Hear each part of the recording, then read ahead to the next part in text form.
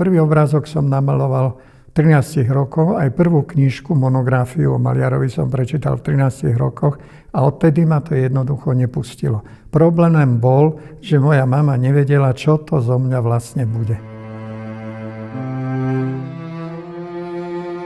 Tento štýl maľby je veľmi vyčerpávajúci, ale mne ako fascinoval v tom zmysle, že je tam taký sviatočný lesk z tých obrázkov, lebo sklo odráža svetlo, čiže je to ako keby vitráž, tak trošku. No a je to tým pádom aj také tajomné svetlo niekedy. Takže to ma čoraz viacej fascinovalo a už som ostal pri tom skle natrvalo.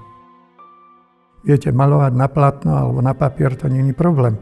Tie materiály sú drsné a štetec brzdia, štetec môže po nich ísť, kdežto sklo je klské a ten štetec treba veľmi pozorne a ľahko po tom skle robiť.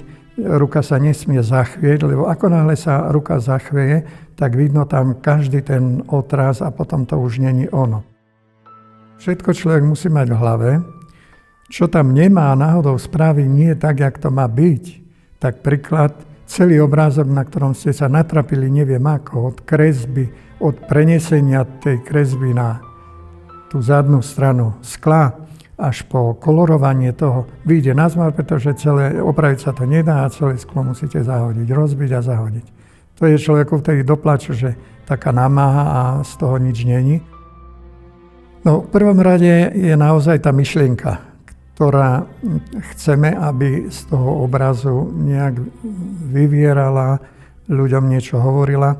Viete, ja som ten život, o ktorom sa hovorí vidiecky, ľudový, alebo taký tradičný, žil, čiže ja ho nosím stále v srdci a to všetko vo mne zostalo a jednak tie motívy, ale hlavne ten duch. No a toto nejak sa snažím prenášať toho ducha aj do tých obrázkov.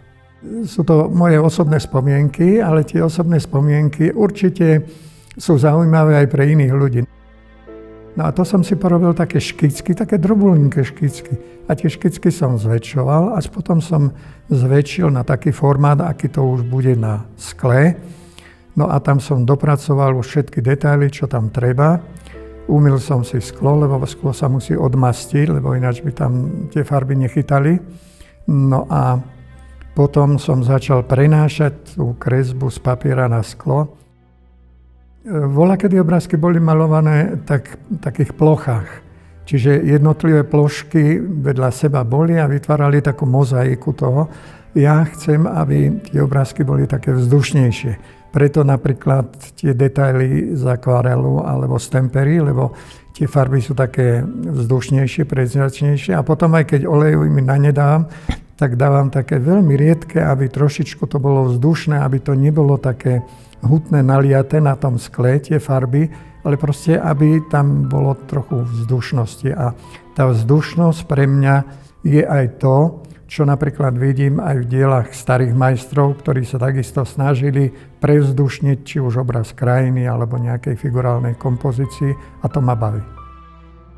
Človek sa to musí naučiť sám, lebo si vytvorí vlastne aj tým pádom svoj štýl a tak ho chce prezentovať.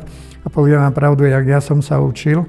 Už len kresliť na to sklo som sa učil 2 roky v Bratislave, ale ešte prv som sa musel naučiť to sklo rezať, a odlamovať a tak. A to nevždy sa mi darilo, tak koľko razy som sa porezal, tak som potom tak spomínal symbolicky, že maloval som aj vlastnou krvou tie obrázky, čo je fakt pravda, že trochu červením niekedy tam zostalo. To najväčšie prekvapenie je vtedy, keď teda ho namalujem a si ho obrátim naopak, aby som videl spredu, že jak to vlastne vyzerá. A vtedy je to veľká skúška správnosti, aj veľké napätie, či to vyšlo alebo nevyšlo. Keď to namalujem a sa mi to podarí, tak povedzme celé dni sa na to pozerám a teším sa z toho, čo som urobil. Takže pre mňa ten zážitok z toho, a není tak ani z toho procesu, ako z toho výsledku. Voľakedy obrázky boli z 99% náboženského charakteru, na Slovensku aspoň. Boli to na tých obrázkov svetci, ochrancovia rôznych činností a napríklad pred požiarom, pred záplavami a tak ďalej mali pomáhať ľuďom a všetci si ich mali na stenách tých svätých, obrázky na skle. To bol taký magický kútik, kde sa aj modlili a kde žiadali tých ochrancov, aby ich naozaj ochránili, v čom ochrániť ich mali. Takže to bola pôvodná tvorba v 19., povedzme ešte aj koncom 18. storočia na Slovensku. No a ja samozrejme, že sa vraciam aj k tým náboženským témam, napríklad Posledná večera, akurát, že interpretujem to spôsobom, ktoré sú trochu iné. Ľudová slovesnosť a hlavne piesne sú nabité, príklad eretikov. Mám tam aj obrázky s takými pikantnými námetmi.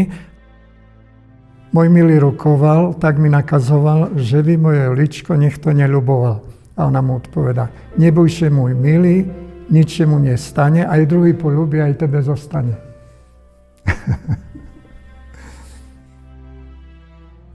Poviem to takto, je to jedno, že či tam je humor, či je tam nejaká dráma alebo niečo tak. Podstata je, aby tento obrázok mal dušu toho humoru a dušu tej, dajme tomu, dramy. Keď má dušu, to ja vtedy zistím, tak áno, som spokojný.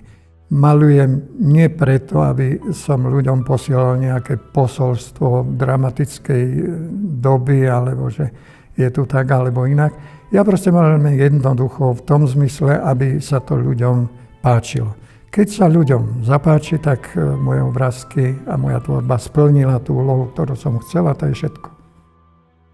Viete, mám jeden obrázok, ktorý nemá nejaký príbeh, volá sa to Ja som bača veľmi starý a ten obrázok má ozaj dušu toho, v čom je názov toho obrázku. Veľkú dušu. A ja preto hovorím, že to je môj autoportrét, že ja som teda maliar už veľmi starý, takže pomaly sa treba chystať na odchod, lebo bude záverečná, pravda? Ešte stále mám jeden obrázok neurobený a to je, by sa volal Strašidelný bál na zámku. To mám také škicky, ktoré by som raz pretvoril, chcel do takého väčšieho monumentálneho obrázku na skle.